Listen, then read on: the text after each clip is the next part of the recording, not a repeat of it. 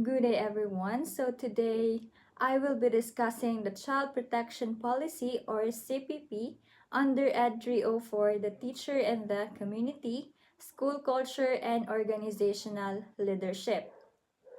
This presentation will help us understand the principles, objectives, and practical applications of the child protection policy in schools across the Philippines.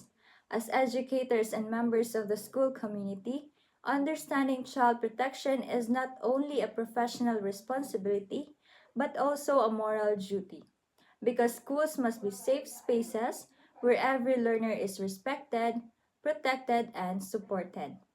Before we go deeper, let me ask you something.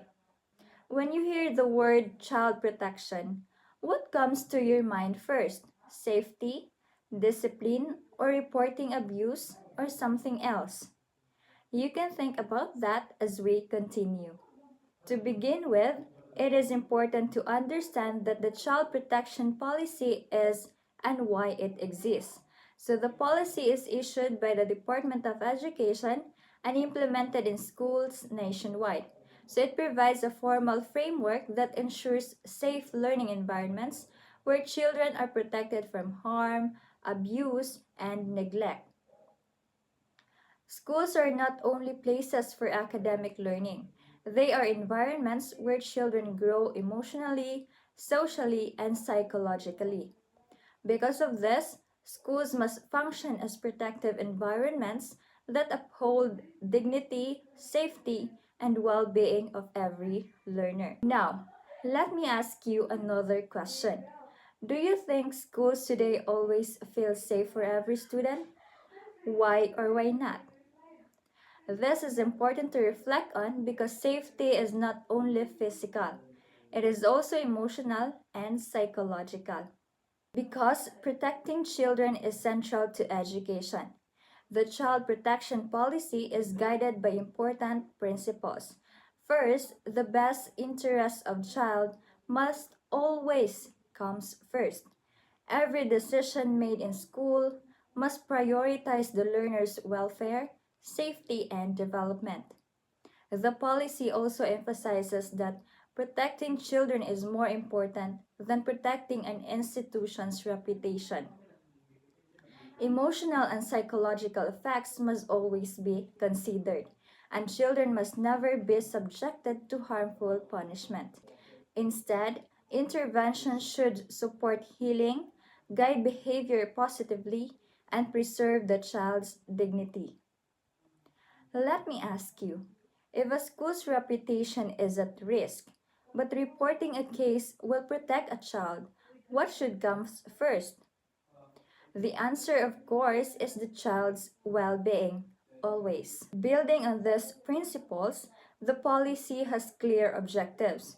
It aims to protect children from all forms of violence and abuse and to prevent harm before it happens, not just respond afterward. It promotes awareness of children's rights and ensures respect, participation, and protection for every learner.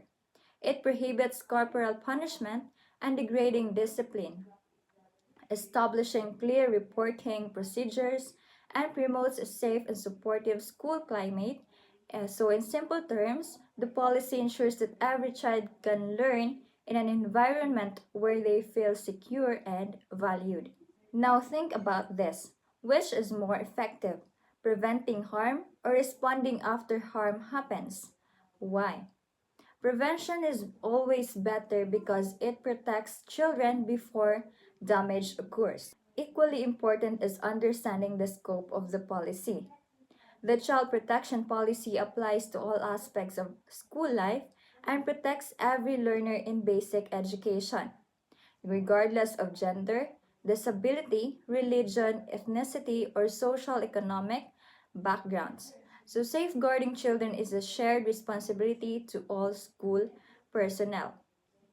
This responsibility extends beyond classrooms to include school activities, field trips, extracurricular programs, and even digital interactions.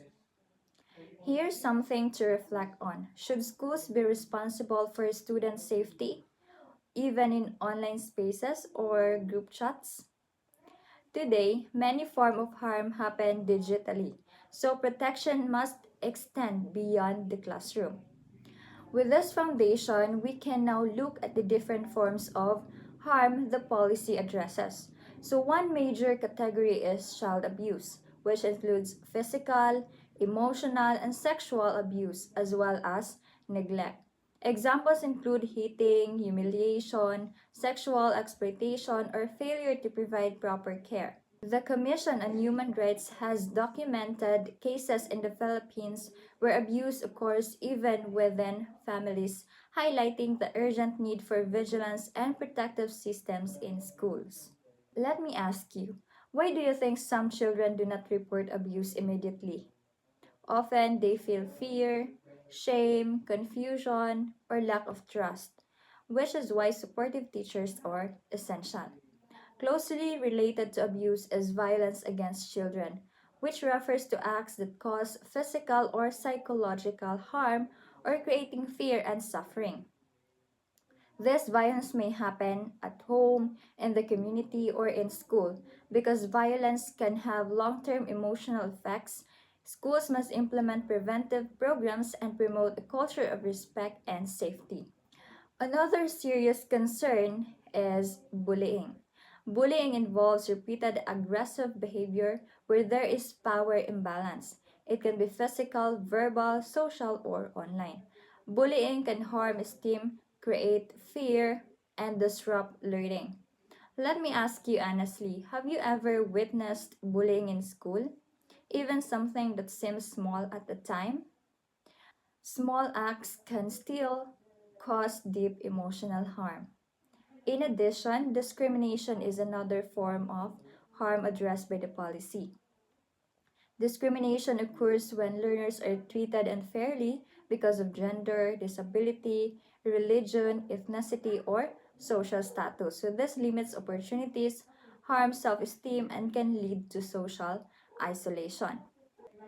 Another major issue is exploitation, which happens when children are used for personal or economic gain in ways that violate their rights and dignity. So, one growing concern is online exploitation, where minors are abused through digital platforms. So, this shows that protection must extend beyond physical spaces into the digital world.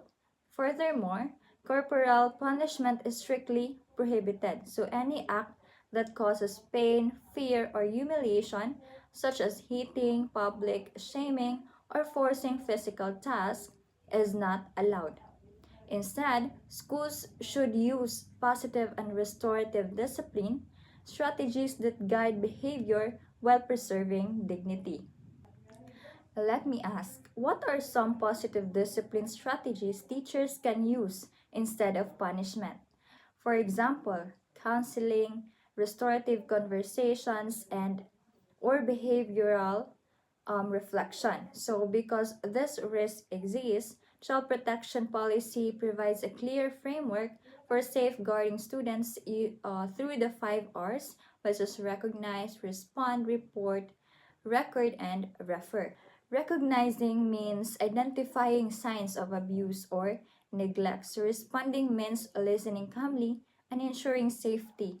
Reporting means informing the proper authority. Recording means documenting facts accurately.